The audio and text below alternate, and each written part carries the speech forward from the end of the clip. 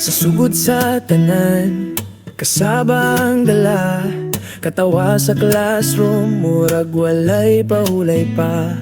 Grade 5 mabini sa bakayon mo, pero sa likodan na hayag ang inyong kasing-kasing ug ulo. Kasapan mong maam, pirmi mong padak-an sa ilang tingog. Kahit mauna ang perming isulti, paghilom sa mo, tabuniin niyo ang baba. Kada adla na lang magbalik-balik, pero kabalo ko na mo'y pangandoy nga mas labaw pa sa inyong tingog.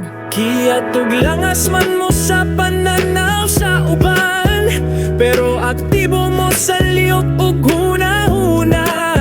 Kamot taas pirmi kung naay pangutana, mga bata nga dunay damgo, dili masukod sa bisan unsa instrumento.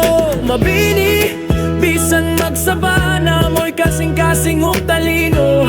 From noisy to discipline, hinay-hinay mong nabuo.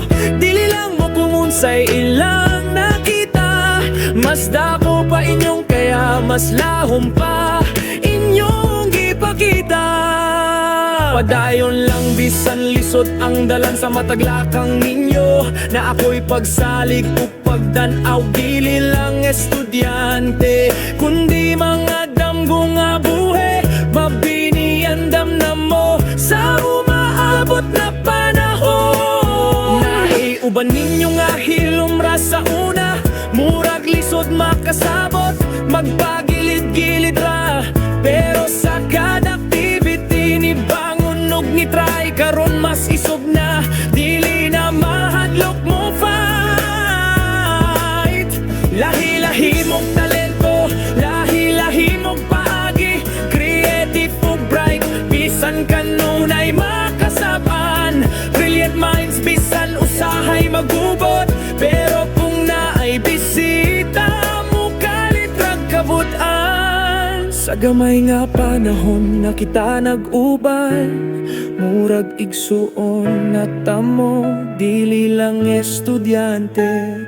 Dili man perpekto pero tinud ang kasing-kasing, ug mauna ang bahanding nga inyong daton sa sunod nga umaabot na panahon. Sa gawas sa classroom, mas lisod ang kalibutan, daghang pagsulay ang inyong maagian. Pero hinumdume, stay on the right path, bisag kapoy na don't ever give up.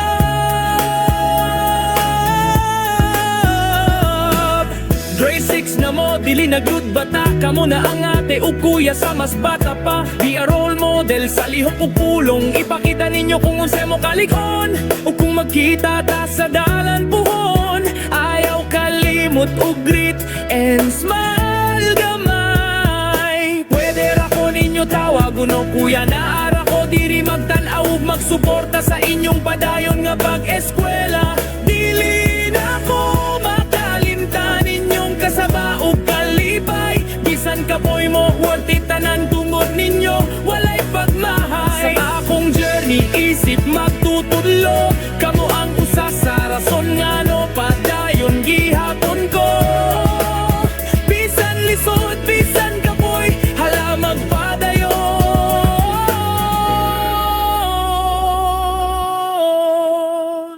Mabinidat aninyo inyong ngalan, dili ang kasaba kundi inyuhang kamaayo.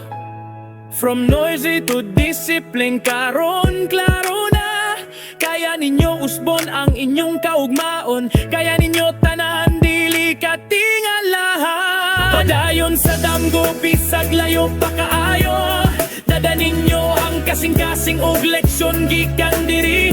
Ayaw kalimot ug sa adlaw nga inyong maabot ang inyong handom. Mabinigi hapon ang ngalan nga inyong ipagmalaki sa tanang panahon. Sa katapusan sa atong panag-uban, proud kayo ko ninyo, labaw pa sa inyong nasabtan. Dili man ta mag-uban, hangtod, pero ang inyong kahinomduman magpabilin sa akong kasing-kasing.